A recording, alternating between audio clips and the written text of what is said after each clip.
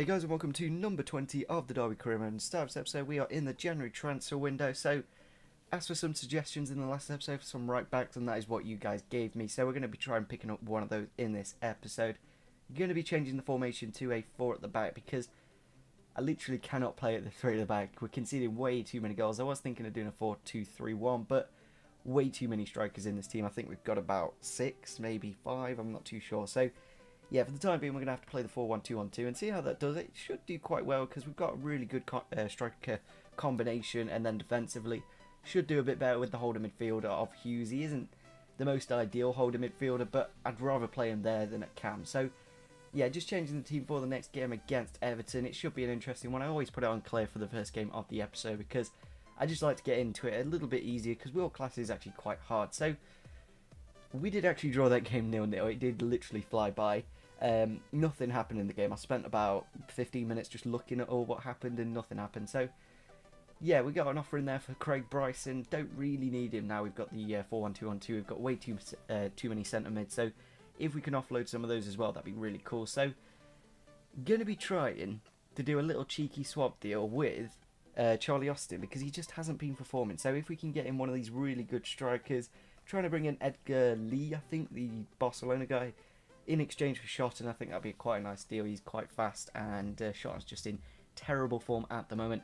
Abubakar and Callum Wilson both got accepted for those Charlie Austin swap deals, so I would prefer Abubakar. He's got like an 83 potential and a ridiculously good overpowered player, so it'd be really nice to have till the end of the season to push us to that Champions League position. So, next game is against Chelsea, and I'm kind of quietly confident. We've got a bit of a weaker team, of course. Hughes isn't on the best of fitness and stuff like that, and we go into the 74th minute of the match here. Victor Moses bringing the ball forwards. I kind of do swing in there with Tyrone Mings and my centre-back Ramaka Noli, and then they literally just pass it straight down the middle, straight to Hazard, makes it 1-0, and that is how the game does end. So, really boring Chelsea football as always. I couldn't break him down. The defence is absolutely fantastic, of course, and one mistake from me, just taking way too many defenders out and committing, and we lost the game. So, it's good to know the new formation is actually working quite well defensively, but we need to get a few more goals to actually get the wins in the game. So, we do get an offer in there for Patrick Roberts. I'm not interested in keeping him. He's absolutely dreadful in my opinion. And we do bring in the signing of Edgar Lee. I'm not too sure if his name's like IE or something, or it is actually Lee. I'm not too sure. Leave a comment down below if you do know. I thought Shotton's not really getting the best of performances out of him. So, I think just freshen it up with a new face and a lot of good stats on him actually. So, he is very similar, and will do a very similar job, just filling the gaps whenever need be. So, next game is against Gillingham. We're just going to be playing a really weaker team. Some of the players that haven't really had a chance to get into the first team lineup. It was a bit of a shame that Carroll was actually injured for this game because I kind of did want to play him, but then again, Thorne hasn't had the most of time. So, into the game we go. We have got Patrick Bamford on the right midfield, so it'll be interesting to see how well we can do in this game. So, just shaking the players. I like to do this occasionally, just put this little transition in because it is quite a cool thing. So, there is the Gillingham team. If you are a Gillingham fan, there's your team. I don't have a Scooby-Doo about any of them players. So, straight away from kickoff, we do win a free kick. Luke Norris is booked there, and eventually we go into the 70th minute of the match here. Johnny Russell picks up the ball, gets taken down in the box, and I think it is the same guy, Luke Norris. I'm not too sure. I could be wrong. And I believe he should have been red carded there, but he wasn't. So a bit of a shame, but nevertheless, got a penalty. 15 minutes left of the game. Can Johnny Russell convert it to get us into the lead? Keeper does actually get to hand to it, but a little bit too powerful, and it does go into the back of the net to make it 1-0. So 15 minutes left. I was quietly confident that we could actually see out this game and get the win, but a bit of a weird deflection there. Like Bennett put in the side tackle, it went into the middle. Then just the defence went nowhere to be seen. Goalkeeper in this game actually did quite well, Brignoli, I think that's how you say his name. But yeah, he did concede that goal there, which was a bit of a shame because I would have quite liked him to keep the clean sheet. But from the bench, Patrick Roberts cuts inside, smashes it into the back of the net and makes it 2-1.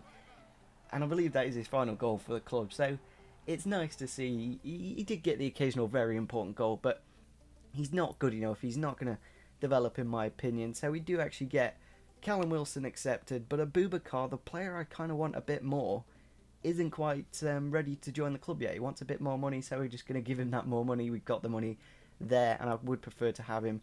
Have decided to loan out Calero and Sasewan Cambo, as we are going to bring in a right back very shortly, so I think that right back option will be very good and handy. So about half the window left. Not too long till the end of this career mode as well. I might be tempted to do some like 15 minutes episodes and just move on to the next season and see how you guys enjoy it. So into the next game we go. It is against Aston Villa, and Aston Villa, like my bogey team, I tend to do quite well against the bigger teams, but then an Aston Villa I can really struggle. So into the game we go. It is a really nice team, I must say, I've got at the moment. We did actually put in another counter offer for Charlie Austin of 7.5 million. I believe they do actually accept that as well, so it's a matter of time of whether Abubakar will accept the contract and Charlie Austin going to West Brom. It's literally only a few days left, so we'll have to see which way goes, which player goes where. So into the game we go. First 10 minutes.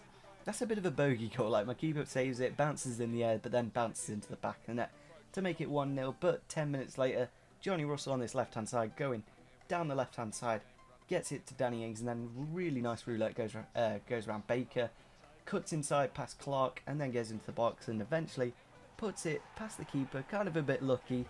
It did kind of bounce off. I think it was given in goal for this game. Maybe it was Segrist, the younger player, but nevertheless a quite nice goal from Danny Ings to make it 1-1. Then we go into the 48th minute of the match here. Jesse Lingard does get taken down.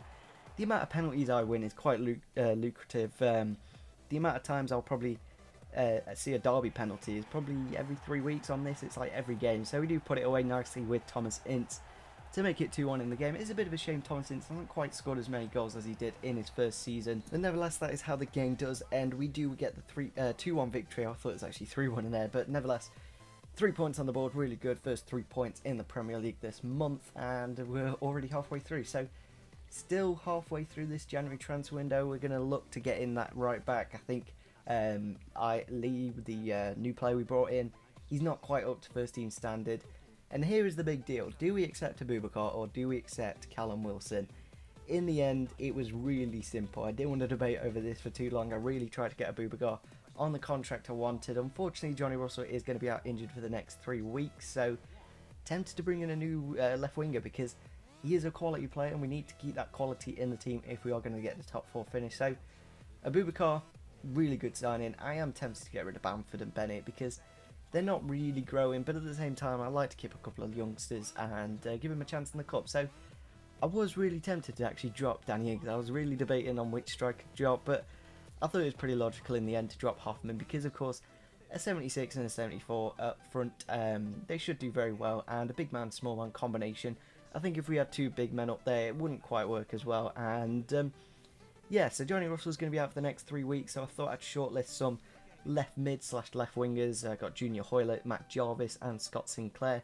All put very similar bids in from about 1.7, and I think it's 1.7 plus a player for Hoylett as well. So yeah, if you did enjoy this episode, it would be fantastic if you could smash the like button, leave some more suggestions on signings, and see you soon. Bye!